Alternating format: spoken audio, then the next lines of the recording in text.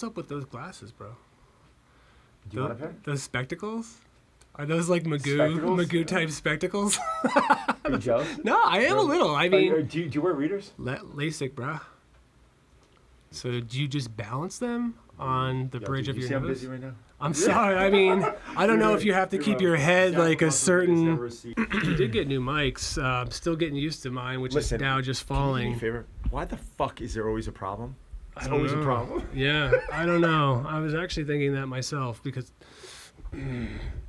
Yeah, I think of that too. I think this thing is just dangling. There is a joke in there, a wiener joke. Who's the guy that set this up? I know it's not you. Why do you say that? What's that? Why do you say that? No, I'm just curious. I would expect you to be able to get the mics right, so it's got to be someone else. This thing is all cattywampus. Totally can't hook up a mic. It's a total dipshit move. That's fine. The nerve.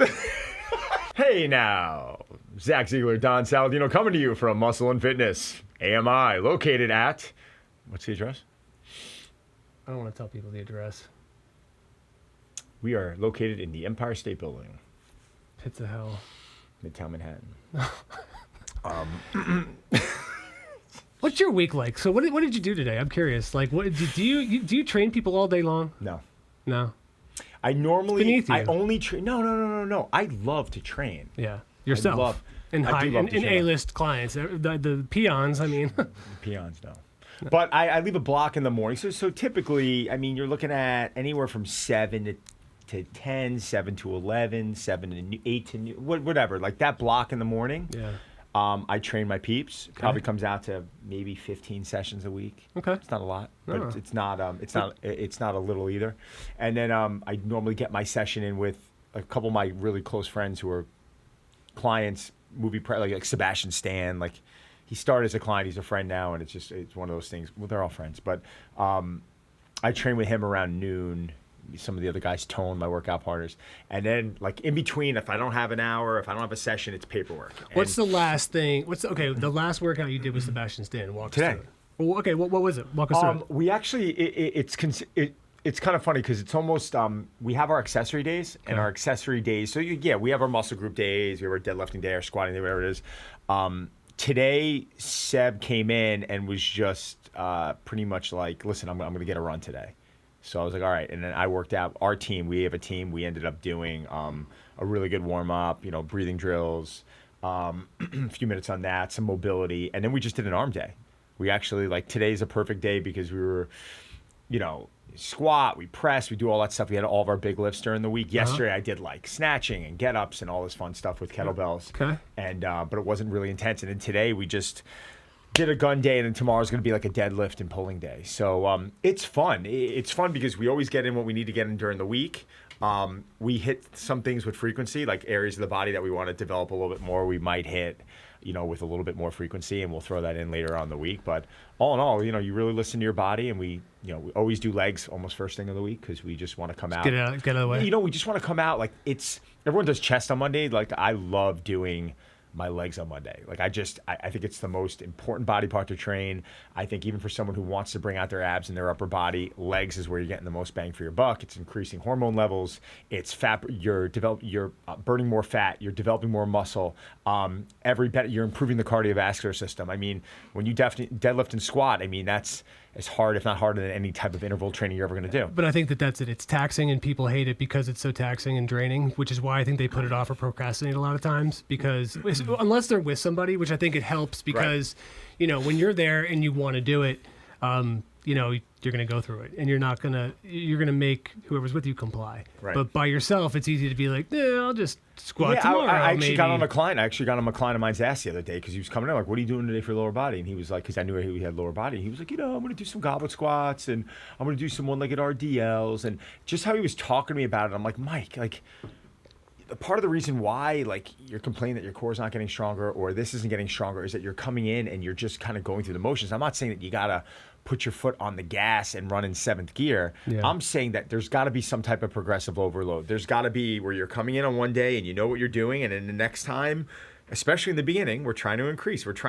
It gets tricky with the more advanced a trainee is to now continually improve, because it's not going to happen. I'd be benching 5,000 pounds right now. Like, yeah, it gets to a point where you start plateauing. But for a newbie, that's when you're really like, boom, boom. Every week, it's like you're setting PRs. It's beautiful. So, Sebastian Stan, going back to him for a second. So, right now, you ripped out an arms day.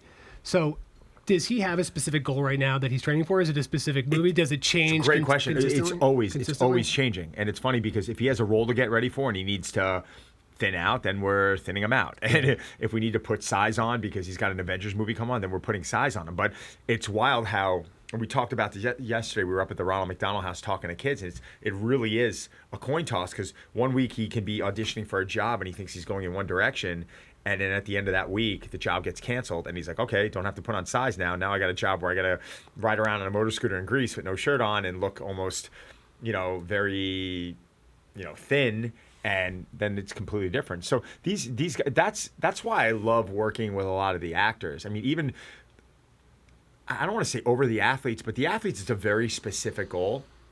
And it's like, great, when I'm working with a PGA Tour player, we got to increase swing speed and we got to make sure the body's resilient. And does that seem more continuous? Because, it is. And with season, I used to lay out like 1 year. Oh, seems boring. Yeah, like you're laying. But I can't even do that anymore, because the second, in month 2, my client Morgan gets sick in Malaysia and is vomiting on a plane and is bedridden for 3 days. It's pretty tough to stick to your program where you're trying to peak and periodize. It's like, give me a break. So you really got it. But with the actors, it's always changing. Hugh Jackman, not to name drop again, but this is important. When I first started working with him 12 years ago, it was a long time ago, he came into me from a show he did called A Boy from Oz, and I think he weighed... That was a play, right? It was a play. I think he weighed 175 pounds, and then we had to get him ready for Wolverine, where I'm like, what do you have to look like? He's like, I got to look scary. Like, I have to be this massive. And I looked at him. Did he show you a picture of the animal or the actual cartoon character? I actually didn't even know it was funny. At the time, I mean, I wasn't a big superhero movie fan. I mean, I don't even think, were there a lot of superhero movies? I mean, back then, 11 years ago, it's like you're still thinking about Superman and Spider-Man. It's just, it got really glorified since then. It wasn't. I think X-Men was one. I mean, I don't want to say it was one of the first ones or whatever, but I mean, I think it was like, there was clearly some before that, but, and I'm definitely not somebody that's, oh no, I'm not up to speed on it. But and it's kind of sucks that you said that, because I wanted to quiz you on your Wolverine knowledge. I feel like I know and don't. My knowledge on Wolverine was that when we got him ready for the movie. You really blew that bit, didn't you? No, I'm not going there. Yeah, well, there's that. Yeah. I'm not going there. You keep trying to throw these. Now I decided, when you start saying things and I don't really know what you're talking about, I'm just going to ignore it. Well, you do anyway. It's perfect. It drives me insane. Isn't it funny? I love it. That's why I love you. But, all right, he's $170. So he's oh wow, I'm allowed to tell my story now? Oh, okay. Oh no, I'm curious. I want to no, because I'm already upset. I'm already upset. I don't want to just keep digging that, going deeper, because what's upsetting me is that you keep having me drink at this freaking fish. I don't listen to Fish, man. Put like a Metallica cup here for me or something like that. I don't listen to Metallica. That's fine. It's all about you now. That was a cup I got at one of the shows. So we're going back to Hugh. So yeah, so when but this is a very important lesson that I want to talk to every individual out there that is it about his acting? I think he's a good actor. Was it about his acting on the stage? No, I didn't. And what was the play called? Boy from Oz. I never saw it. Who'd want to watch it? What is it? I'm not saying that. I don't even know what it's about. I don't know. A Boy from Oz. I have no idea. Do you go to plays? I do, once in a while. What's the last play you saw? Oh God, it was Jesus, it was something with my kids over Christmas holiday. It was oh God, it was like a high school play. It was like a high school musical, or I forgot what it's called. I'm drawing a blank. Oh God. But my daughter's 11 and my son's 10, so they no, it was great. I'm sure it was terrible. We ate like crap and drank a little bit. Well, that sounds fun, but the play sounds horrendous. So no, I'm sure Boy from Oz is awesome. No, and I heard it was great. But he came in. He's like, I gotta get my upper body. I gotta get my upper body jacked, and I can't even take it. No, I'm just saying it sounds really awesome. What does? Boy from Oz. So which Oz? Is it like the Oz that I think it's, that we all are familiar with? I mean, what the fuck? What? Excuse my language. I mean, seriously. I'm only I thought familiar we're with trying to shoot something here. What's the fucking talk about? I'm only familiar with the Bleep one that out. Oz. I want to use this. What the fuck, man? I'm only familiar with what. I'm not Are you talking just about- noticing my shirt? What's with that shirt? Dude, what the fuck is wrong with you? Seriously. What? I can't even take this. Oh. Who is that? Is that a cat? Yeah. This is adopt.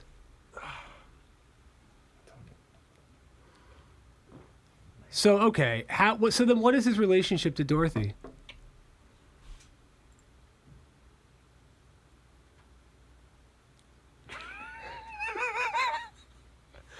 All right.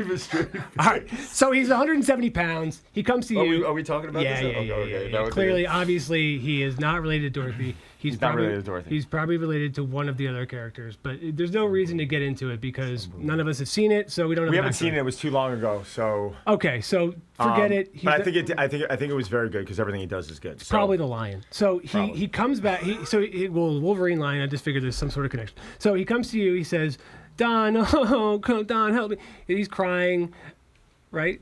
Basically, yeah. So he says, "I got to get big." And does he have any type of like range? Or does he come to you and say, "Look, man, I just got to get bigger. Like, what do I do?" And do you help him work Listen, through I that? think he was someone that was always in shape. Yeah.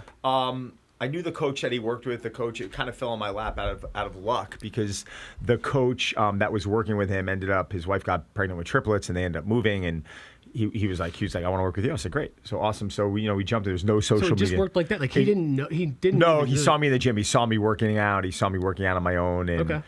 he's very, very friendly. He'd always kind of come over and BS with me a little bit and whatever. But I just kind of left him alone. It was my gym, so he knew I was the owner of the gym. So but I remember and I could say this now, maybe throw him under the bus a little bit, but I remember because now, you see videos of him deadlifting 450 pounds with the new coaches that he's working with, and he's really focusing on lower body. He understands the importance of it. But I remember when he was coming in and he was squatting, it was, I was like, all right, man, we got to work on the legs a little bit. We got to start developing this, and we got to get your lower body stronger. He's like, I got to get my upper body stronger. I'm like, if you got to get your upper body stronger and you want to get your upper body more muscular, then it is imperative that we do legs. It's almost as important, if not more important, than training. People don't understand the importance of, like, if you have a bar on your back, or if you have a bar in the rack, or if you're, if you're deadlifting and holding weight and the amount of tension and creating strength and the importance of being strong. Very rarely do you see a guy who's jacked who is not strong unless he's on a crazy amount of anabolics, and unless, unfortunately, guy versus soul, Rich Piana, who you never would see in there lifting heavy weights because his joints were so screwed up, but he was on so much shit, obviously,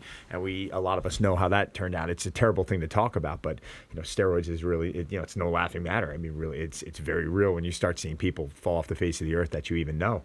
But no, I mean, for him, I'm sure he'll say it too now. I mean, you test developing a physique to getting those big lifts strong. Yeah. And even like women with the best bodies on the planet, these physique competitors, some of the women that I train, Cindy Crawford, the woman's in there deadlifting, she's swinging kettlebells, she's doing, Turkish get-ups. Like, You train Cindy Crawford? Yeah, I mean, she's fantastic. She's from LA, but when she's in New York, I work with her and I love her. She's fantastic.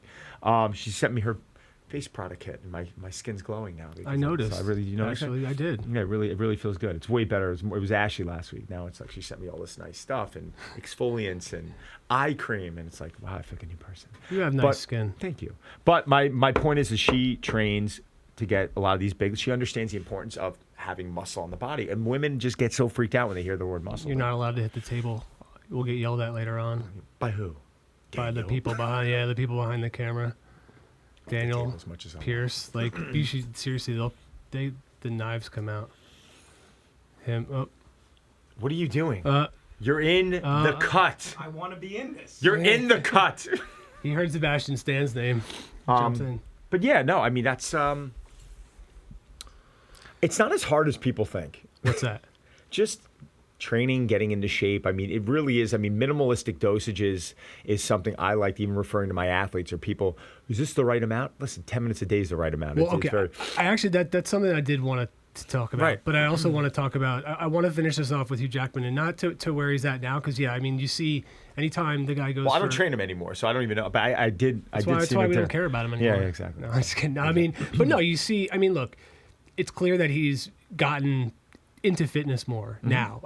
But yeah, it's like, as you said, he's got to start somewhere. And the fact that it's funny that when he's working with you, he's not sure where to start. So you have to explain to him, how important lower body exercise, or how important to, putting full, just that, just starting with not just, isolating your biceps or your triceps or your traps or something like that, and just really getting your full body strong and doing things like deadlifts and squats and things like that, instead of just, I don't know, going on a preacher curl, It's such a misconception in the whole industry. Even like I train a lot at Bev Francis Powerhouse Gym out in Long Island, and unfortunately, there's just this old way approach and this old way of thinking, and it's worked for a lot of people. But because of that, they don't really want to jump out of their comfort zone and start, seeing, wait, is there a better way than I learned 20, 30 years ago? But I was working with John Krasinski today, the actor. He's the one that did the movie A Quiet Place. He's Jack Ryan, right.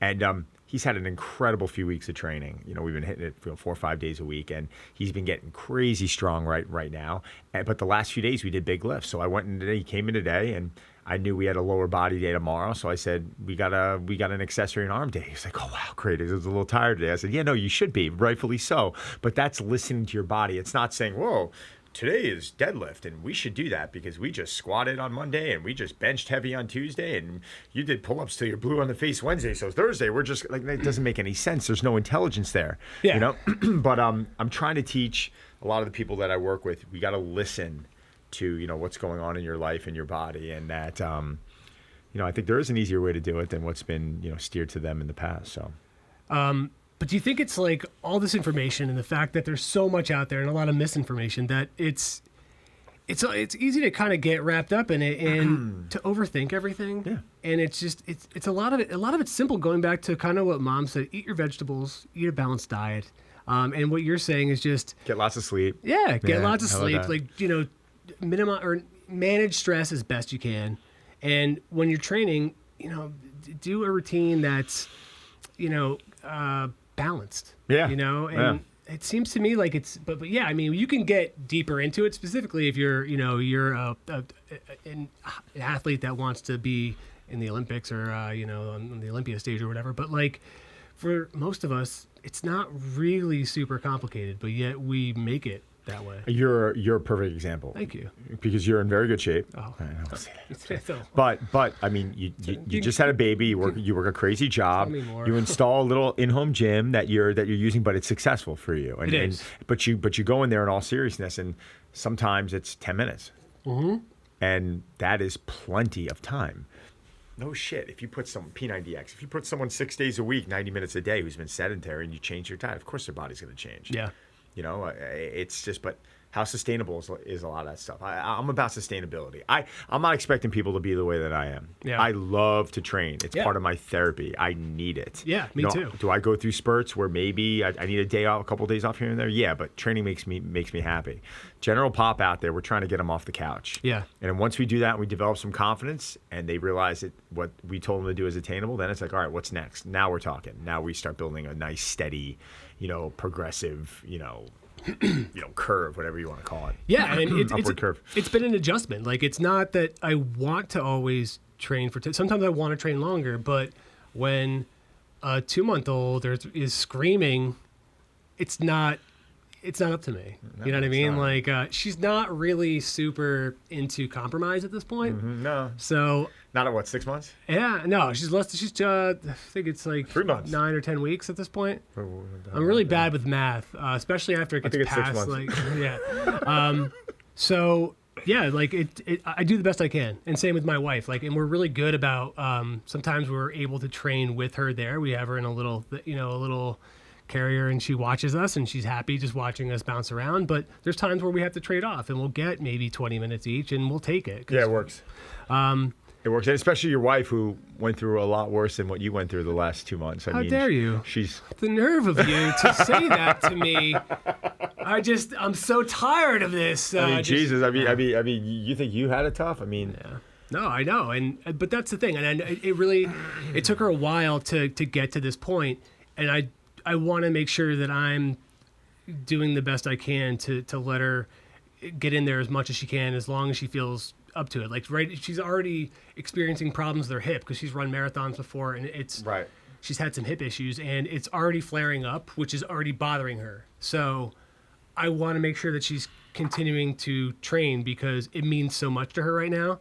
So I'm like, look, take as much time as you want. If you want to walk on the treadmill, walk. If you're just going to bike, but do whatever you're going to do for as long as you want. I'll watch the kid. It's the best advice you can give her because she's just going to go in there. She's going to do what she can. Yeah. I think I mean I roll my eyes. The moms that get back in early on and they're just, they're killing themselves. And I get it. I've never had a baby, but I get it. I've worked with more pregnant women pre and post pregnancy. I don't believe that. And I've worked with plenty. No, but you've I had get it. kids. I get it. I get how quickly you want to get it back. That's what I mean. I get it. But sometimes you can put yourself in the reverse direction if you are dead exhausted and you sit there and you're training yourself till, I've heard some crazy stories about moms vomiting or the next thing you know, they're unable to sleep or they become incredibly irritable and it's a very, it's a very sensitive time. They're very hormonal due to, everything going on in the body, if they're nursing, whatever that might be, whatever it is that they're doing. But, you gotta be patient with the process. You can't rush this stuff. Yeah. And I try to, remind her of that. Not that I have all the answers, but it's tough. I know she wants to do more and I know she's itching to get back in and, but that's what I keep saying. Like if you're hurting, take a step back. Yeah, sure. Best advice you can give her. Do the best you can and just sweat a little bit. And I actually, what we discussed, I mentioned that to her. Like, even what Don said to me, like, don't be so tough on yourself. Like, just this time specifically, just let's enjoy this time that we have with Olive. And this is what matters. And that's what I remind myself that any strength or any type of look, even if I don't love the way I look, or if I'm losing strength, I can always get that back if I feel like it. But this time that she's going to be this age or this height or this weight or whatever, that's not come back. So I really do try to zone in and embrace that. And it's hard for me sometimes because I do, I'm a mile a minute. I'm trying to do a million things, and I do try to do a shitload of stuff at work, but that keeps me grounded. Right.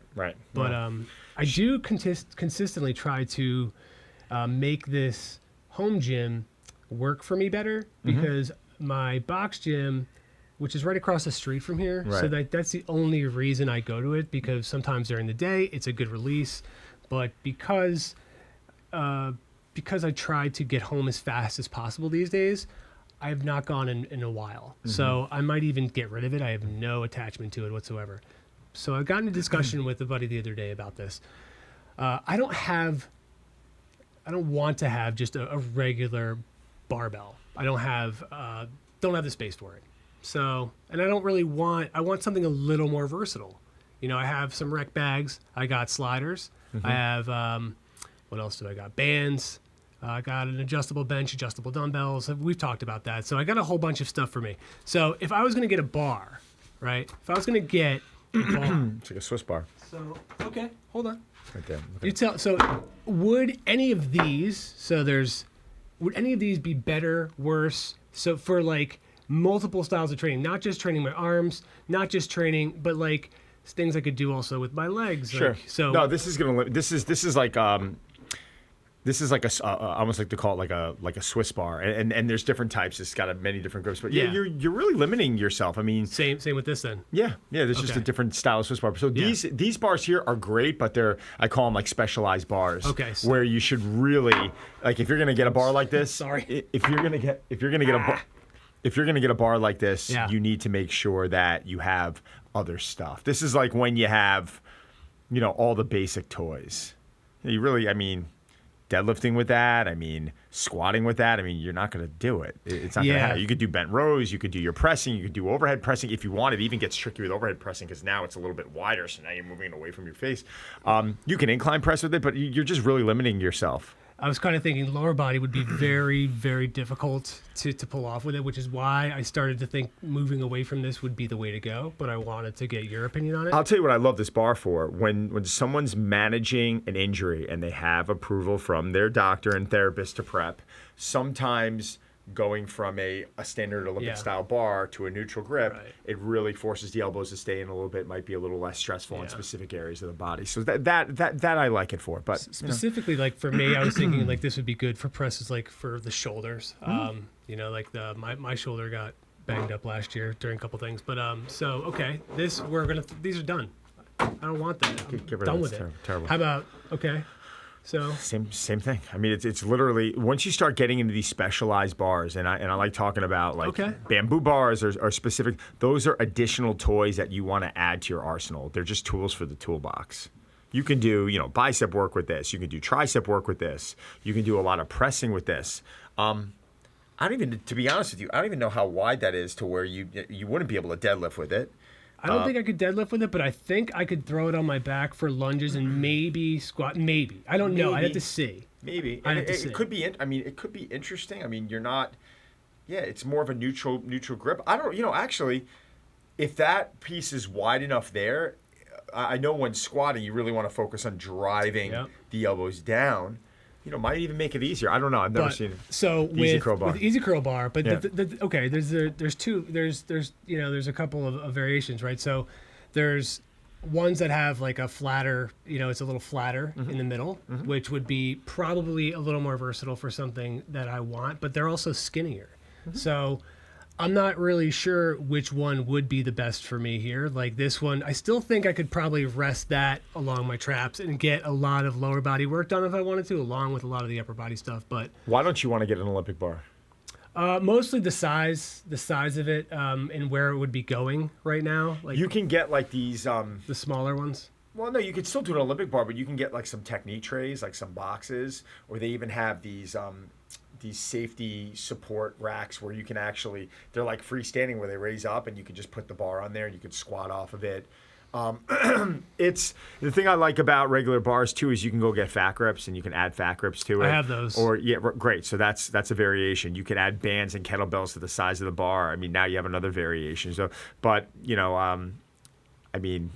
from an Olympic bar, you're losing. I mean, if you have that, you have the ability to deadlift and squat, which is I think okay. Or squatting less important because squatting you can go into kettlebell work and you can do kettlebell squats, you do goblet squats, which I'm absolutely huge fans of. Yeah. But pulling weight from the floor, I think is something that's pretty important. Or then should I just get a trap bar? Get a trap bar. So just like screw all that. Don't even get a barbell. Just get a trap bar. Probably what I would do. Because that was actually smaller, more spacious. The first thing I was going to get was a trap bar. Everything else that you would use for the Olympic bar, like any of your benching, any of your overhead work, you use your dumbbells or kettlebells. And that's actually, so it's funny because my first idea was to get a trap bar and kettlebells. Right. I thought I could cover everything. But then I started thinking, space-wise, maybe I'm not, I started to overthink it maybe. Started to really think about all the configurations I should do. Maybe I should get a specialized bar. But then I started to think, maybe now I'm even overthinking even more. And then I started to go over everything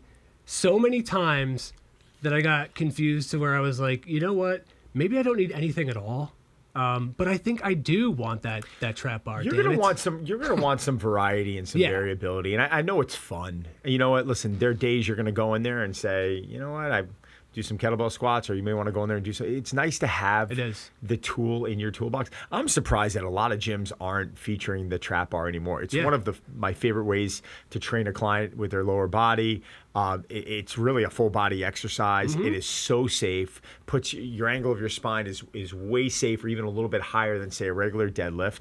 And you could still load pretty heavy if you've got a big enough bar. I'm a huge fan. I think it's a good decision for you. Yeah, that's what I was thinking. So it's, especially after this conversation, I think I'm going to go trap bar. I think I even have an old easy curl bar laying around somewhere. So I would grab it just out of convenience. And then, I think those two would kind of would cover it. And I have kettlebells just laying around. Hard style kettlebell training. I just did I just did a post day on a bottom up Turkish get up. I mean, there are so many incredible benefits. And I'm not I don't consider myself an anything guy. Like you have your guy, I'm kettlebell guys. No, I'm a kettlebell instructor. I'm a hard style instructor. You're just a handsome guy. I try. You're just a glowing skin kind of guy. Cindy Crawford product. But I know the kettlebell is something that I think is incredibly underutilized, and you can develop incredible strength and stability in the body with the bell, and it takes up no space. I mean, the swing, the clean, the snatch, the get up, the military press, and the squat. I mean, those 6 movements there, those are like your 6 standard hard style movements. They're pretty hard to beat. Yeah. They're pretty hard. And then you know what? Yes, then you could do your dumbbell pressing. And then you could do a lot of your rowing. And you could do your pull-ups. And you start mixing that in. And then maybe you start doing a split squat or a lateral lunge for a little stability. You're designing yourself a really clean program. And it doesn't have to be body parts. You can go in and hit full bodies every day. And the frequency of it, you're going to actually get in a pretty damn good shape. I'm less about body parts now. And I'm more about, when training people, it's like full bodies or upper and lower splits or whatever it is. You just want to get them in and frequently hit it more and more. Was it bad I'm checking my phone? No. But how are you doing it without those spectacles? Can I see them? Let me try. Dude. Goes right on your schnoz. I literally have... You don't wear readers? No, I've extra ones at work I'll get for you. How do I look? Do I look sophisticated? Does it feel like it's going to fall off? No. At first I thought it would, but no. Hang on. Strong J. Do I look? Yeah. Do I look like? You ever see Boomerang? You ever see that movie Boomerang? Yeah, with Eddie Murphy. Yeah, it's amazing. You haven't seen that movie? I'm like 18, man. Jesus Christ, you wish. Yeah. Fucking 18. Nice, dude. You look like you're 50. No, but could you imagine? Could you imagine? So just being a complete ass. How old are you? It's so funny. Like, how old do you think I am? 60. Oh, I'm 38. No, sorry. Screwed that one up. No, it's How are you drinking Bang right now at this time? Or that energy drink, whatever it is. And I had Adderall. It's amazing. I got some pretty nasty ADHD though. You don't even understand. Like I would be off if I didn't. I also take I take Vyvanse in the morning, and then I take Adderall at the end of the day. You ever snort Viagra? No, I actually inject it right into my. Dude, right into my pee hole. It's a fucking serious way to do it. And we're live, right? Is this live? This is live. Thank you. Yeah, Okay. No, they sent a case to somebody. Really? That's surprising because the case I've been trying to get you sent of Halo hasn't arrived. Well, they didn't send it to me. They sent it to one of our marketing people, I guess. They actually, it's funny. At the Olympia, they had one of the booths that really stuck out to me. What was that? Bang. Was it because of the women standing there? No, it was just because of just the way that what? See that he just totally brushed that off. Was it it something that he didn't like to hear and he just totally ignored it? Just like now right back at you. Was it a joke? Was it a joke? No, it's fine. It's fine. Dude, you got to craft material better. I'm sorry. Like you got to come up with better punchlines. All right, let's continue. No, it was just because they had stuff like unicorns, big blown up unicorns being, like it was a big concert basically, like at a big rave essentially, which I thought was interesting because they were trying to do something new. And no, I appreciated what they were trying to do. You appreciated that they had unicorns at a bodybuilding expo? Yeah, I think a bunch of lights and it was basically. How much are they paying you? Are they paying you? Are you sponsored? Are they sponsored? No, but I like anybody that's trying to disrupt what's being done. Anybody trying to do something new, and I wouldn't go anywhere near it because again, I'm not huge into crowds. Like that's like I look sometimes down at like this is why you asked at one point, do I like to go to the expos? And I do, but I also when things get super crowded, and this is anywhere, it's really easy for me to be like, nope, all right, time to go because I am not one to stand in crowds. I buy the fast pass if I'm going to Halloween Horror Nights or somewhere else. I just don't enjoy being lumped in with people, especially when there are protein farts. Who does? Some people love that stuff, man. They love crowds, and I'm not one of them. You do? No. No, I don't. No, I like being on my couch with a fire lit, my dogs and my kids, and nice Friday night. That's what I'm into. Yeah. I'm simple. Waking up, playing hockey in the morning, on the weekends, getting a training session in like that. I'm simple. See, I don't have any energy. I am like energyless, even though I don't seem like it. Like I do. Like I get stuff done, and I'm always doing something. It's because I sleep like garbage, especially now. I'm just not sleeping. Well, you have a newborn. Yeah. Cut yourself a little slack here. It's okay. No, I was about to, yes. But yeah, I'm not as, I was actually talking about that with my wife the other day. I'm like, compared to say like a year ago now, I'm not nearly as motivated. And I think it's because lack of goals in the sense that like I knew I had stuff planned out what I wanted to achieve. And so I knew exactly, or I had an idea of what I needed to get done to at least have a chance to be successful. Right. And now I'm doing a lot of other things that don't involve a lot of physical challenges, we'll say. Double Dare reference. But so it's kind of like there's a little wayward in a sense. So, and that's okay. As you said, I got a newborn, but yeah, I mean, so maybe that does weigh on me a bit. Just man up, dude. You know what? Cry me a river over there. I don't have any energy. Oh. Listen to you, man. It's pathetic. You get out there, move around. For Christ's sake. The editor of Muscle and Fitness, you're sitting here crying to me about energy. I have a newborn. So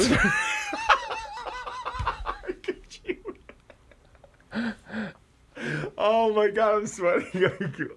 No, it's a lot of work, man. I'm joking around about it because it's so much. It is a lot of work, but. No, I take my balls. Listen, I can take a ball busting. I don't care. No, you obviously can't because you're getting really upset right now, so don't get upset. I'm not upset. Okay. You look upset? This is getting dicey. No, it's not like that. But I'm just saying, I do think about that, though, because I think about why these ebbs and flows happen. Yep. And I don't know, maybe, but again, have you always, does that happen to you? Or are you just that consistent to where you have routines to where you're always in this groove? I'm always in this groove, but you know, every once in a while, I'm like, oh God, I'm shot. Yeah. You know, it's like a Saturday. I think it was, oh my God, it was Super Bowl Sunday. I literally, for the first time, I don't know how long, I got on my couch at 3 p.m. and I did not move till after the game. Yeah. I moved to use the bathroom. I made some food, but I sat there and I legitimately just ate whatever the hell I wanted, and I just was like, and you need that. Yeah. You know, I woke up, you know, Monday, I felt like complete crap for some reason, but I think it was just more of what I was eating. But you know, we need a break once in a while. No one's ever, I don't care who you are, no one's ever going, you know, this 20, I love it. I love these stupid social media sayings like, oh, never sleep, you know, never, like, oh, give me a break, man. Like, you know, everyone, no one trains all the time and is perfect with their diet all the time, and doesn't screw up in some aspect of their life. It just doesn't happen. Yeah. I see some of the best physiques. I see some of the most world-class athletes on the planet just lose their marbles at some time, and they're like, screw it, I'm going to go dive into 5 boxes of, you know, Captain Crunch and just go to town. I'm like, whatever, man. Just if you need that right now, then go do it. I'm not worried about them getting fat. Oh, you're going to get fat from one day? It's ridiculous. Like, give yourself some slack. Like, be true to yourself, though. Understand that if you start doing that, it's like every other day. All right, now we may have a problem, you know? But come on, man. Like, you know how hard it is to put muscle on? You know, it's difficult to burn fat also. Like, this is not a process like getting a haircut. Putting muscle on is a longer process than sitting there. If I was to watch your hair grow right now, it probably goes a hell of a lot faster than putting muscle on. It's like people don't think about that. They think, oh, I'm not seeing results. What are you talking about? You just brought your deadlift from 200 pounds to 300 pounds. You're not seeing any results? Yeah. You haven't seen any change in your body? That's a different story. Yeah. You know, another conversation. I think a really one of the bigger issues there is that Fruity Pebbles is the better junk cereal. I like the Cocoa Pebbles better. Fruity Pebbles are good, but I like Cocoa Pebbles better. I like Cookie Crisp, which I haven't had in a decade. I like Captain Crunch is unbelievable. I like Cinnamon Toast Crunch. Cinnamon Toast Crunch is unbelievable. Yes, sir. Cinnamon Life is good. Just a simple, like, you know. No, that's like good. Sometimes some of the cereals get Cinnamon a little Life's too, you know, like Kix. Yeah. You know, just no, but you know what I'm saying? It's like lightly sweetened. It's not like so heavy. Yeah. That, you know, it's not like what about Lucky Charms? Yeah. They're marshmallowy delicious. They are good. Sometimes the marshmallows, when they catch it on a tooth, yeah, it's like kind of like eats away at the enamel. It's like, yeah, so it kind of skews me out a little bit. So I want a couple of questions.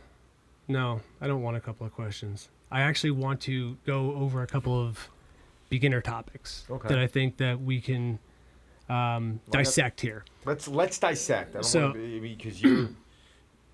I want to get your opinion on this too. Mm-hmm. Hang on, I'm gonna like barf all over the place. Hang on. So there's a bunch of you know, you talk about varying methods of what are we doing? I was filming you for a second. What do you mean? Can't you ask me the question? Or do you have to look like? Oh, hold on. Hang on. I'm gonna keep coughing. If that's the case. What do you mean? How long you need to cough for? I don't know. How long are you going to point your phone at me? Do you really have notes on that paper, or are you just like scribbling down bullshit to make people think on camera? No, I do. He doesn't even have any notes on paper. There's nothing on that paper. There's I do nothing too. on that paper. Why are you lying? No, I do. I have a whole bunch of things. I mean, now I'm going to throw off. No, I don't need a lot of this anymore because you don't even know Hugh Jackman. Do you What's know Deadpool? Z-Raz? Your handle's Z-R-A-Z or Z-Z-Raz? Z-R-A-Z. I haven't posted in months. You know what? I'm still giving you a shout out. Thanks. Just because. I'll just share everything. One day I'm gonna figure it out. Maybe not though.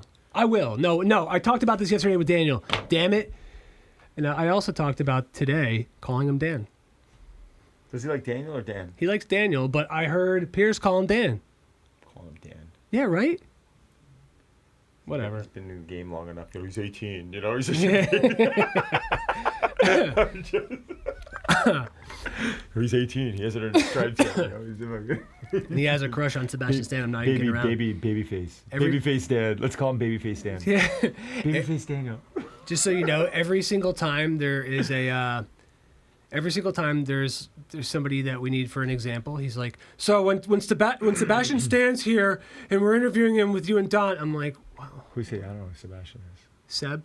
Who? Your boy? I don't know who he is. Mr. Arms? Oh. Yeah. Winter Soldier? Come on. He saw him the other day in I don't your know what gym, you're talking about. and he was just like, ha, Seb. Yeah. Hi, Seb. So let's talk about some of these methods and their benefits and their, limitations. Sure. So, we've talked about 5x5. You've talked about that. You throw that out to some of your clients sometimes. I love 5x5. Talk about why you love it. And talk about what it is first. 5x5, it's a method of 5 sets of 5. Really, really simple. It's typically used with a lot of compound lifts. Not saying that you can't use it with any accessory movements. How heavy are you going? Just enough to get that fifth, or you hold a couple in the tank? There's different, like if you're looking at an old-fashioned Bill Starr program, which I absolutely love. I mean, he's pretty much periodizing percentages and sets and reps. He's taking more of a it's a 5x5 approach, and I love that Bill Starr program. That's foundationally, I think it's one of the best things you can do early on because you're just going with your complex basic lifts, and it's really 3 days a week, but you're squatting, benching, and deadlifting more than 1 day a week. So you're practicing and getting better at those, and you do get stronger, and you can add some accessory work on the other days. But I'm rambling. No. I'm sorry. No, this is good because you're actually covering things that I was going to ask, but you're just covering them out of order, sequence, which I typically do a lot. But yeah, I mean, why do I love it? First off, you could take an 80% approach to it. I mean, this is where a lot of the argument goes. I mean, I was talking earlier about progressive overload, and I was talking about, you coming in and everyone, taxing the muscle. Some of the strongest people I've ever met in my life always leave some gas in the tank. And they always take an approach of, 5x5, 5x3, 5x2, but at like 80, 85%, where they're like, really practicing those movements, doing them more frequently throughout the week, never really taking it to exhaustion. But the increase in frequency and volume is really kind of what's building that deep, dense muscle, and it's really starting to develop that strength. And I think the biggest mistake by a young kid coming in who wants to put muscle on is that they're not focusing on developing, foundational strength, good foundational strength. They want to go over to the preacher bench and the lat pull down and do these movements that are still good movements. Right. But come on, man, put your effort into, benching and military pressing and squatting, no matter what type of squat it is, whether it's a back or front, deadlifting, whether it's traditional bar or a trap bar. Like, get these lifts strong, and get it strong not by doing it once a week and waiting 6 days to repeat it again. Get stronger with these lifts by leaving some gas in the tank and hitting those lifts more frequency. That's where my training methodology has changed probably in the last 15 years. Okay, so with 5x5, then that is a good way for you to increase that frequency, to get reps on these exercises, to practice it, to perfect it, to know the technique. Absolutely. And to gain strength and to build that foundation. Yeah, I mean, listen, the stronger you are, the more load your muscles can handle, and the more load your muscles can handle, then the more challenging in the future you can focus on developing hypertrophic fibers.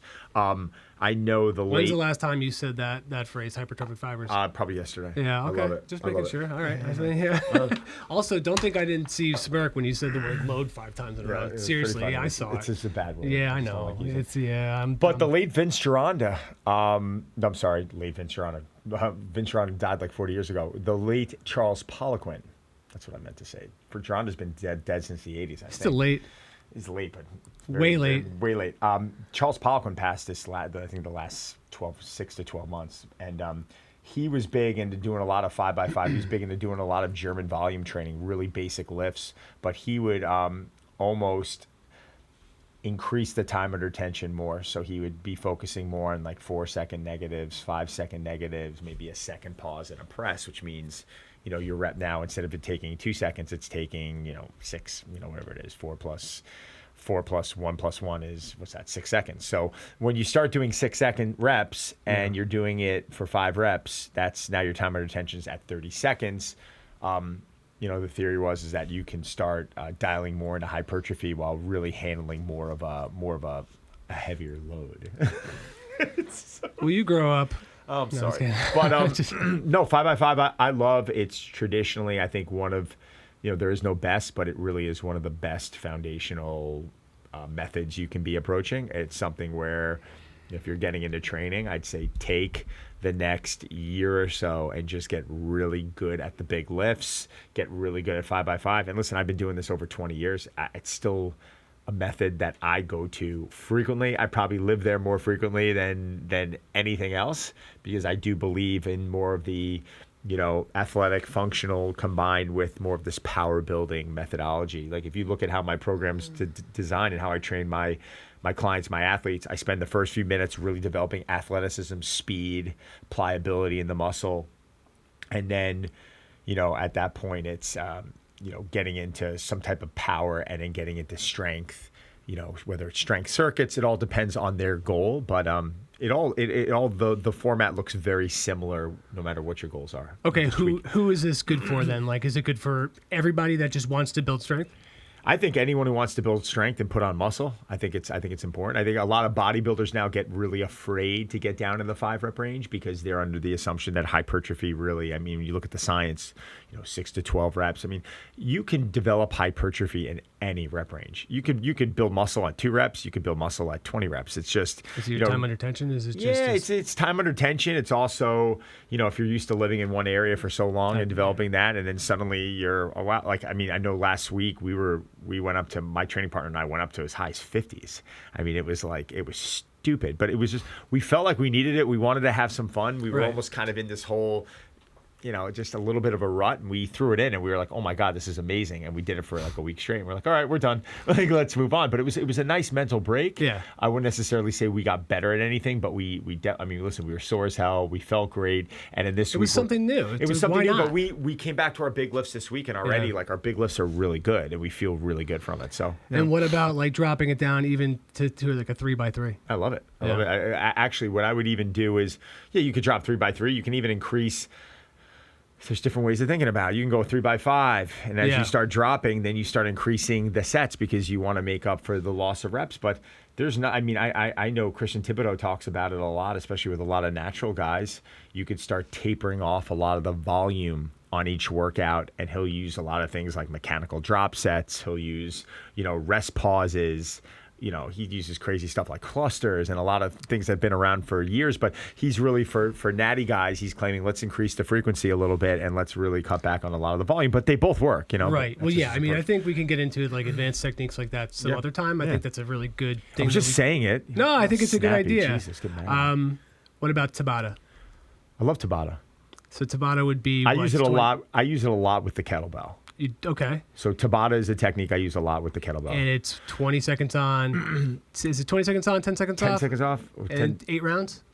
Yeah, I don't even know why. This is the thing I'm confused about. Why whoever coined it as it being like 8 rounds. Because I thought I've done Tabata where we've gone like 10 rounds. The dude that started it. I think it's he like just called it like Tabata. But why is it different? Like if you're doing if you're doing 8 rounds or 10 rounds, like is it still Tabata? Like it doesn't make sense. It seems like it's just like I think it's just, to me, I kind of do the 20. Is it 2010? I'm pretty sure. I keep forgetting. I think it's, and it's just because I don't really call it that, but I know what you're referring to. But we do, we'll do we'll call it interval training. It's that's basically what it is. Yeah, it's really interval training, and we happen to use the kettlebell, or you can use the ropes, and it's 20 seconds. It's 20 second on times 8. It's 20 seconds on. 20 seconds on, 10 seconds off times 8. Yeah. But I do the same thing. It's kind of like, but there's also times where I'll do 30 seconds on, 5 seconds. It doesn't matter. Like I change it up depending on how I'm feeling. Yeah, I still don't get why is it 20-10? Why isn't it 30-20? Yeah, I think a lot of time. I mean, with Tabata too, it's definitely more of a body composition thing than a performance thing. Because with performance, you really want to make sure that your body's recovering and that you can turn around and give maximal output. I know it's something like Tabata. If you take someone who's deconditioned and you have them do 20 seconds of work, 10 seconds of rest, it's just not enough. Yeah. It's not like in my book, it's really not high intensity for the average, Joe. It's even with a lot of these group classes in the city, you'll see people running, 30 seconds on, 40 seconds off, and they're just giving them enough time to get to the next exercise. It's not, people think it's high intensity. It's not high intensity. Like, you feel like your heart rate's up and you're tired, but you're not pushing your body at the limit where you're like, high intensity to me is like, dude, you're about to fall off a treadmill because you're maxing out 6 seconds or 4 seconds as hard as the body can move on the treadmill. Yeah. Does that make sense? Like, that's like, to me, that's high intensity. Like, holy shit, you're not going to repeat that too much. Right. Right? Yeah. So, I mean, high intensity meaning like you've hit the wall by the time the round's up. By the time, and the round is going to be like, once speed or output starts diminishing, like, okay, like we're not. Yeah. That's just that's how I separate it. I go high intensity, medium intensity, and slow steady state cardio. Yeah. So I mean, a lot of times with these group training classes, because they're just running people around for like 45 minutes, and I've seen it. I've assessed it. People are they're jumping up on boxes, but they're jumping up like they're just exhausted. They can't move. Like, if I was to get a heart rate monitor, they'd probably be at 140, 150, and that's a steady state. That's what I normally have my people at for steady state cardio. 120 to 150 is kind of my range. So you are not a fan of group classes. I know you want to be. You're a nice guy, and you want to be nice and say, no, I am. But you know what it is? Okay, so I'm going to break it down. So I'm not saying that every group class is bad. I'm not, because I know some instructors out there that are really, really good, and they really know what they're doing. Mm-hmm. But what's happening is you have club promoters, and you have people who've done well in finance that are turning around and they're opening, a group concept, and they're hiring cheerleaders to manage the human body.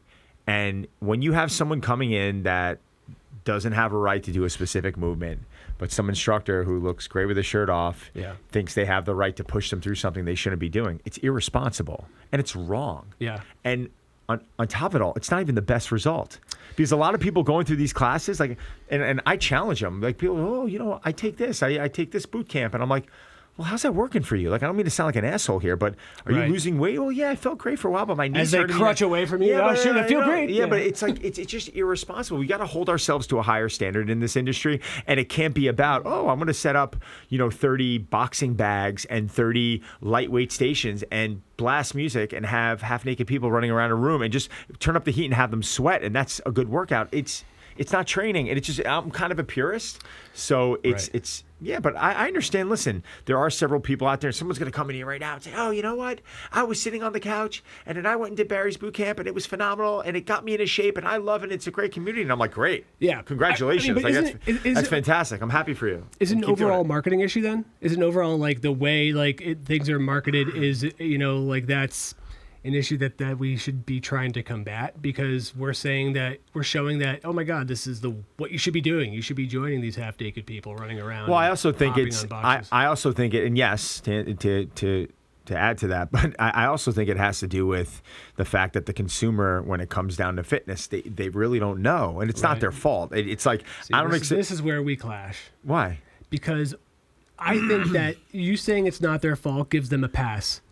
And I'm not saying I'm saying that they don't know it's not their fault, but they have to take initiative and they have to start learning. So up until now, listen, no one's told you what's good and bad. You know, you're walking into a boot camp and you want to get into shape and you don't know where else to go and you can't afford what might be the best product out there, but your friends are doing this and they say it's great and that's what you're going by. It's like, I don't know. Like, I think we got to do more of our due diligence. I don't think people realize that you have a responsibility to your own body. Yeah. That, like, when you're going into something and you get hurt, like, there's nothing worse when you get hurt. Like, when someone injures themselves, suddenly all your priorities is like, all right, I got to get better and I got to heal. Yeah. And fitness should not be, unless you are like, there's a cost of doing business. Unless you are a power lifter, bodybuilder, where your job is really specific, you know, to gain as much muscle as possible, to pick up as much weight as possible. Yes, things might go wrong. You know, you try and do all you can to protect that. But for the average consumer, come on, do your homework a little bit more. Like, if you're in a concept for a while and it's not working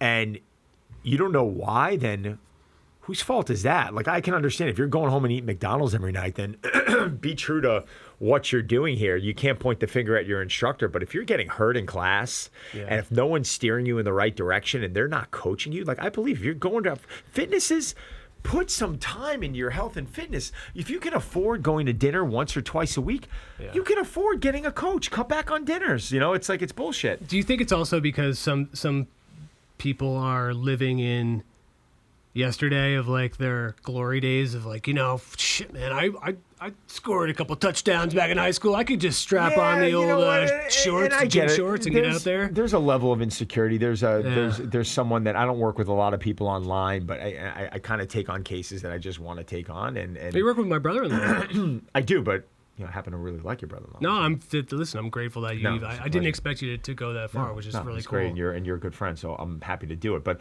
I had a guy recently. We also wear makeup buddies. I mean, let's be serious. Yeah, because your skin is so glowy. From Cindy Crawford products. I mean, those are organic, natural, PETA friendly. PETA friendly. No. You just made me lose my train of thought there. You just totally screwed me up. Talking about all your fault. Glory days, people that are just jumping right in, trying to. I had a guy the other day, you know, he calls me up and he's like, you know, in high school I was an athlete, and I'm like, I get it. Like, I understand. Back in the 40s, that's 40 years ago, and I understand you want to go and you want to feel that, but if we're gonna kind of be in this together right now, and you're gonna allow me to coach you, like, I want to know after watching you move for 10 seconds. I was almost said 30 seconds. 10 seconds, like. All right, man, like, you can move great back then, but right now you got a bum knee, you got a bum foot, and you can hardly stand up. And that's a different story. And now we got to get a team involved on that. Throwing you into a CrossFit class is not the best thing for you.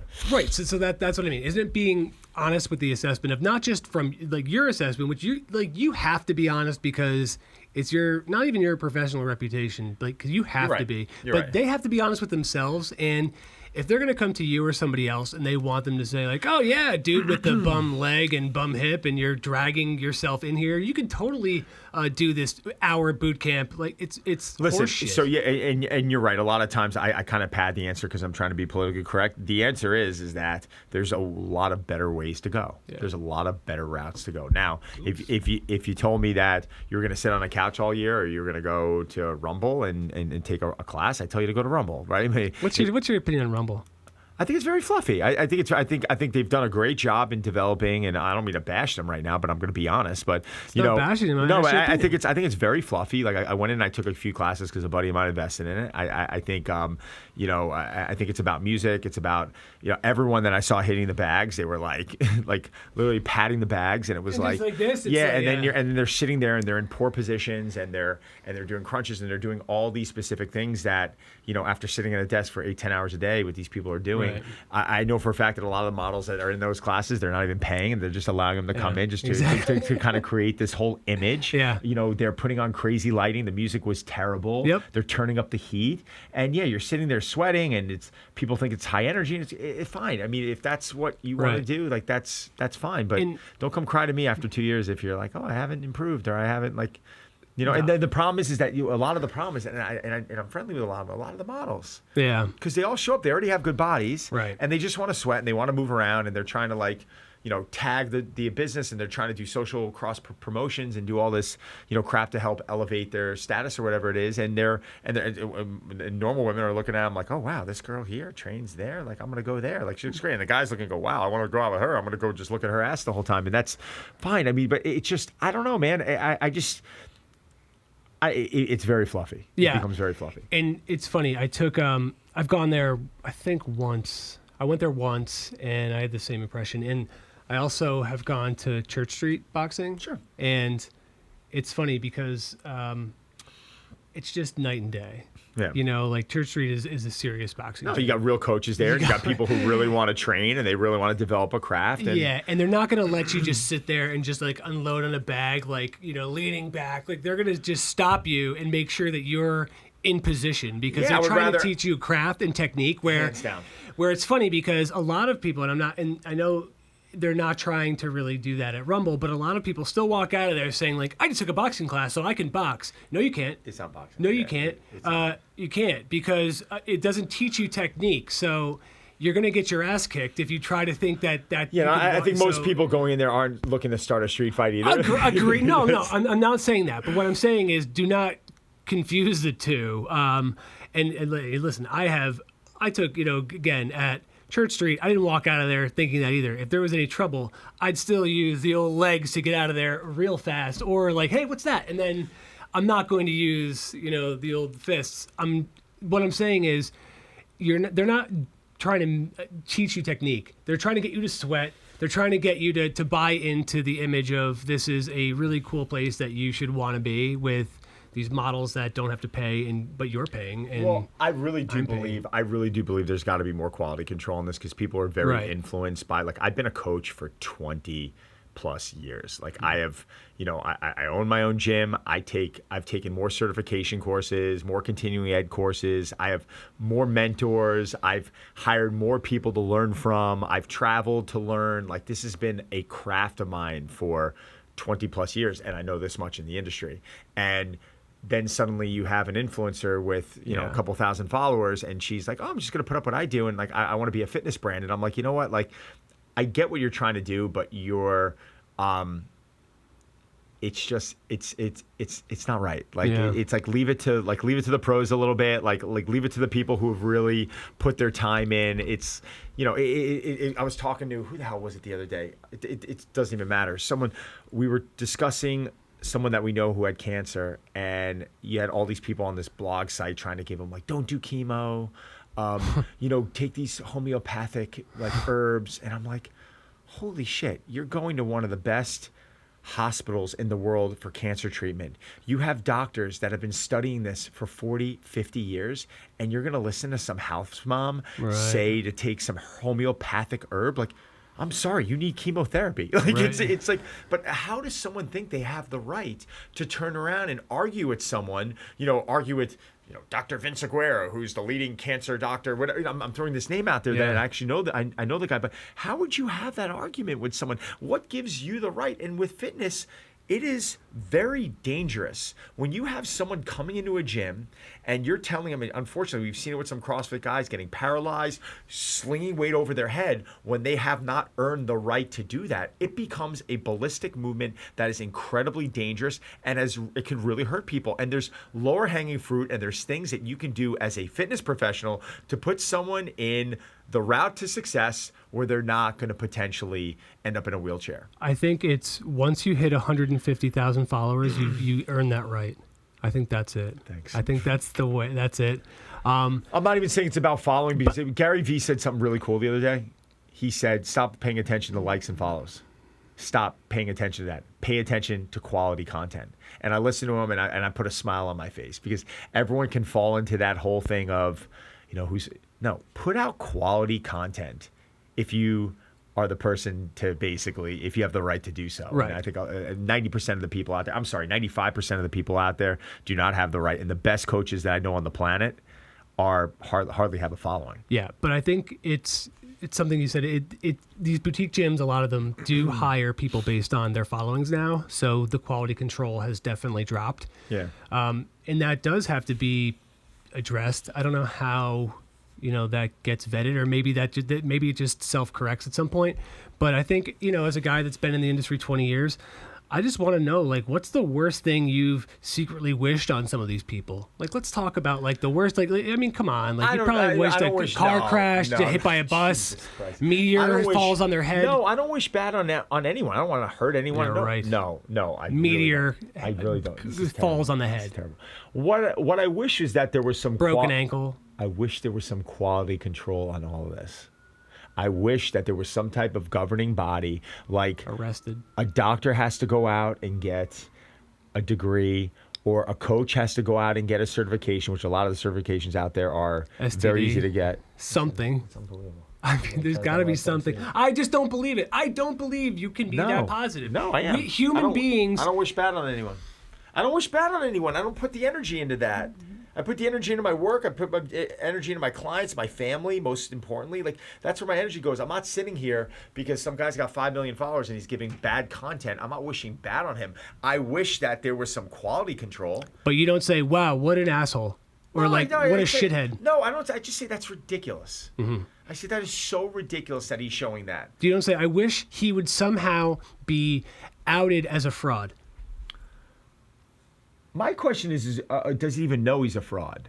That's my thing. That's my thing. I think a lot of these men and women out there are just doing whatever it is they can do to put $1 in their pocket. And if someone starts glorifying them for them and starts telling them that they're amazing, then they're going to start believing that.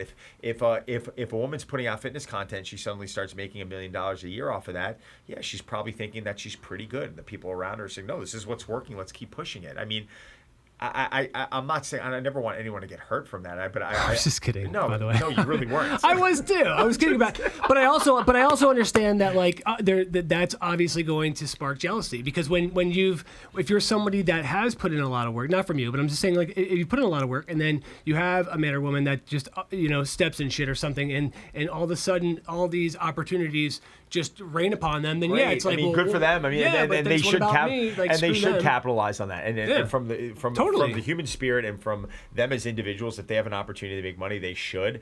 I just wish that there was a governing. I wish there was a governing body that looked at everything going on and said, "Listen, this isn't a legitimate coach. They've never actually trained someone in person. They hold one certification their whole life. They don't do any continuing ed. They don't know how to coach different people. They just apply what works for themselves." Like, I'm around really smart coaches. I've got a lot of coaches that work for me that are incredibly intelligent, and no one knows who the hell they are. Mm-hmm. Yet if you put, my director of education, Chris Wykus, next to Kayla Itzens, who's, pulling more money than God on the app, and I'm not bashing her. Chris would humiliate her with the amount of knowledge and what he knows about anatomy, kinesiology, and the human body. Who do you rather train with? Right. 5 million women out there would say Kayla, when the reality is Chris I'd put my money on Chris, that he will get that person moving better, looking better, and feeling better in less time, and probably in a lot easier fashion. So that's my whole thing. We're glorifying this, and it's not her fault. Actually, her stuff's not that bad. I actually looked at her stuff. I'm like, okay, fine. Like, it's not, she's pregnant now. She's doing pregnancy stuff. Like, it's not offensive. But is it Chris's fault for not finding a way to market himself better? Yeah, but Chris may not even care. Chris might be completely happy with going off and being the director of education and making a solid 6-figure salary and doing what he's doing, and he's very content with that. He's not necessarily. He's not. Yeah, but you know what? Nah. I mean, some people don't have that marketing. Let's put words in his mouth. People don't have that marketing spark. Not everyone has that. Well, let's do it for him. We should. Let's glorify Chris. Let's put him on the cover of Muscle and Fitness. Let's do it. The new body of 2019.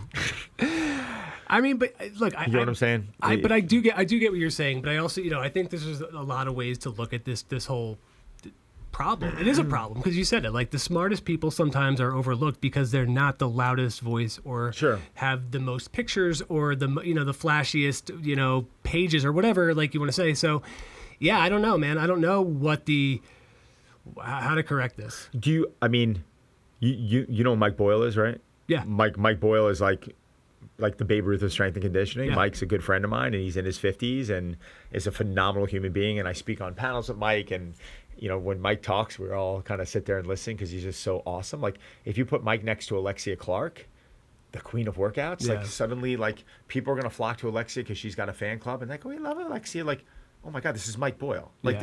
this is Right. the Babe Ruth of strength and conditioning. This is the guy who's, knows more about the human body and could get more out of a female than physically than any, coach on the market. Yeah. Yet we're glorifying this. Janet Alexander, another friend of mine. But do you No think one he knows could hit who a you- home run like Babe Ruth? No, probably not. No, I don't. But by the way, I don't know him. I know of him. Like I've not. Yeah, I've no, not no. done stuff. He's amazing. But Yeah. also, Janet Alexander, another friend of mine. She knows more about the female hormones and working with women through their menstrual cycle. I wouldn't even step in a room to have a conversation with her about that. I would not even. I would just. You know a lot about. I that. know a lot about that, but if Janet talks, when she talks at conferences, I sit there and I'm like this. When it comes down to the female hormones and the menstrual cycle and how to train an athlete throughout the menstrual cycle, yet you've got women who are pregnant and they're putting up information on their blogs and like people are going to them as the go-to expert. Like it's just all I'm saying is there's way better sources out Right. there. People just aren't researching it. Do you think she could hit a home run? She could not. No, I know she couldn't. I don't So think she then why could. would anybody? No, I'm just kidding. No, so she- No, but I know what you're saying. I do know what you mean. No, And I'm it's not like- passionate about this topic because we have not scratched the surface. No, you're right. You're right. But I mean, I agree with you. Like, I don't know how. I love new voices and finding ways to get new voices and ideas out there. But I also think it's on people in the industry like myself, like you, to elevate voices that need to be heard above a lot of the other noise. And I don't know how to agree do with that. you more. I don't know how to do that No, yet.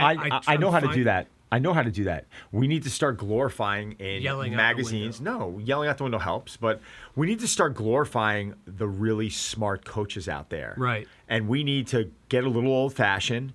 And you guys still have a print company, and rather than Talk about old fashioned. yeah, but exactly. But you're a lot of times I think some of the magazines contribute to it where they're going after coaches.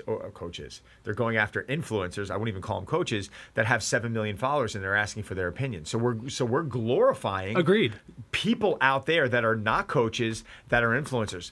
Why don't we start glorifying the guys who don't have social media followings that are probably some of the smartest coaches on the planet?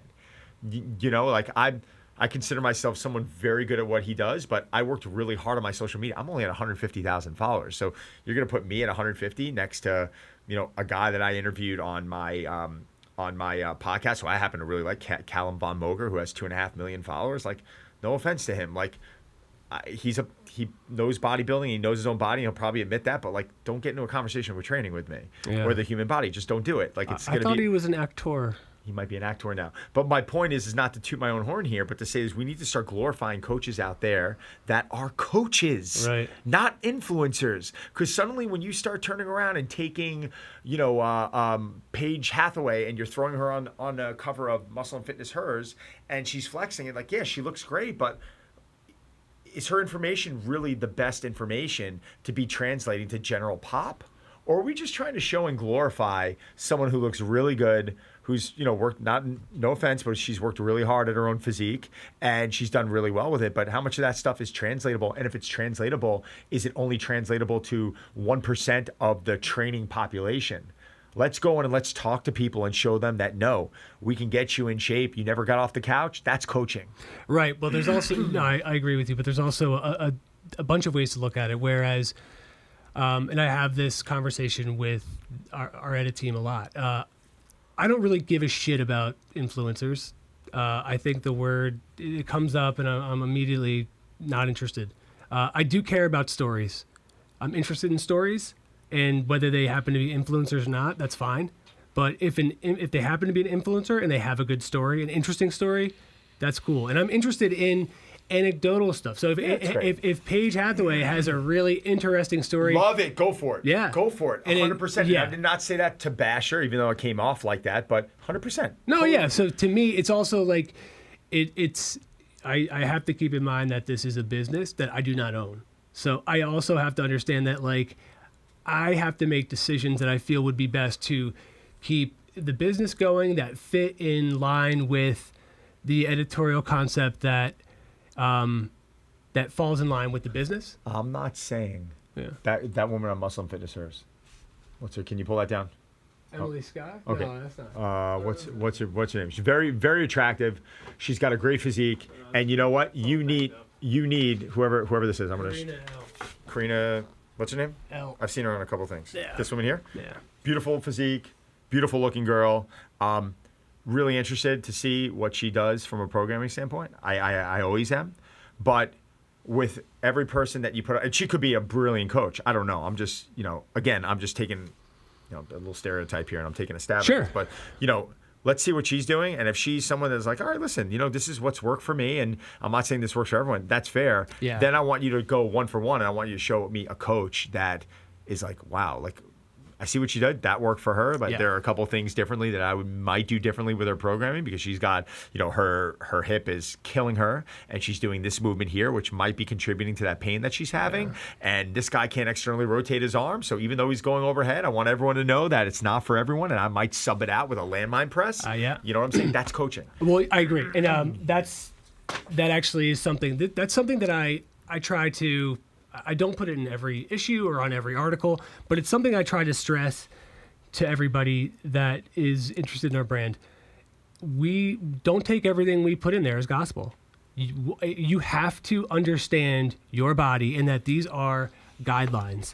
And these are not, if you're not equipped, if you're not conditioned, if you're not ready to do this type of thing, adjust and don't do it. Yeah. And feel free to go seek a pro. Specifically, go, especially if you haven't done anything in a while, go find a reputable trainer, a coach that is going to steer you in the right direction, or else you will find yourself on the sidelines. Mm-hmm. You're not going to be doing much. So if we have a program in there that's intense, that somebody else created, that they're saying, here's what we would do for such and such. Show it. Fine. Like, cool. Do it, and that's okay, because it may work for somebody that they have worked with in the past. Yeah, but the population is not reading it with that type of outlook. And that's an issue.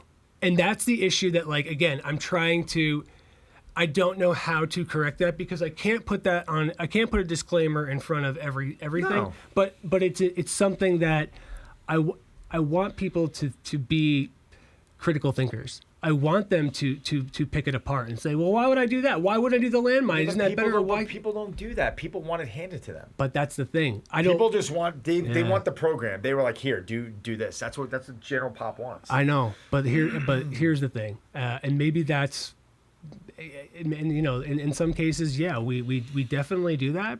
But it's more important to me that we get people that are interested in health, wellness, fitness, to ask these questions, to want to extract more than just be active learners and be active listeners. Yeah. And ask the questions, ask tough questions. And if you go to a coach, ask, question what they're asking you.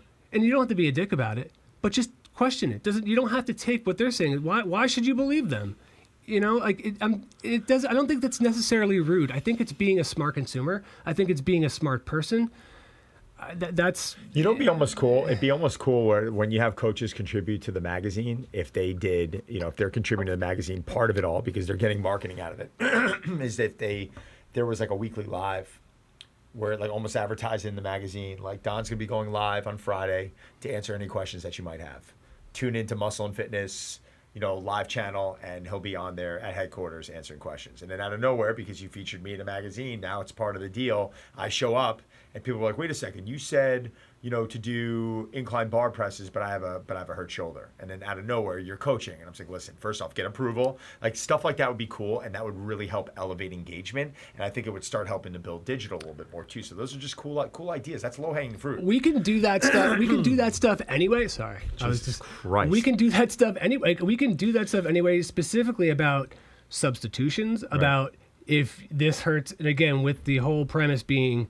Go to a doctor, by the way, if you think things are really like jacked up. But no, man. But this is what I mean. Like, this is what I mean, where it's not good enough now to just say, here's your pro. Like, I used to do that shit when I was younger. I used to rip pages out of magazines and go do these programs, or like go do these workouts, even if I was hurt.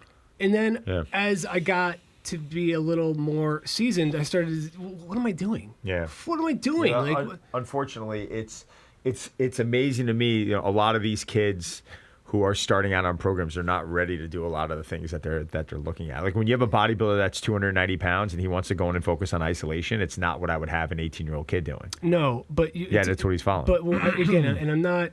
It's just about thinking critically. It's just about thinking critically, and also just thinking about what's best for yourself. Sure. I'm not going to sit here and pretend like I know it's best for every single reader or every single person that visits this website. Sure. So we have a lot of voices, a lot of opinions, and some of them are stuff I definitely don't agree with. Mm-hmm. But I also like the fact that they're there. Right.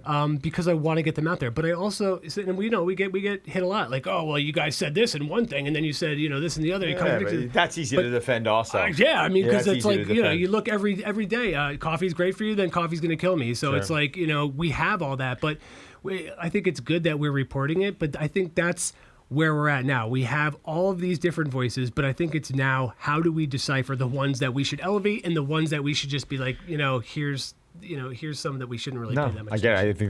I think that's the missing ingredient. But once you start getting quality coaches, involved, I think it's like, if you build it, he will come type of thing. Like if you have crap, if you're featuring crap in the magazine, or I'm not saying your magazine, if you're featuring crap, then people are going to believe that the crap is good. Yeah.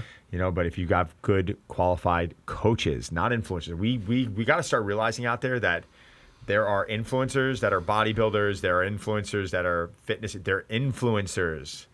There's coaches. Friends of mine who are Mike Boyle, coach, Charlie Weingroff, coach, Ben Bruno, coach. Mm-hmm. These are coaches. These are people who will help you think about what you're doing. And it's way different. I mean, this is like comparing powerlifting to Pilates. I mean, we're talking two different worlds here. I mean, even though, we're talking about tension and similar things. So. Yeah. No, look, you're right, man. I think that's been the struggle. And I think now, specifically with everybody being able to broadcast and everybody being able to get their opinions out and a lot of times make it look really flashy and look really nice, it's become even more difficult. It's the quality control. I don't know if it's going to get better before it gets worse.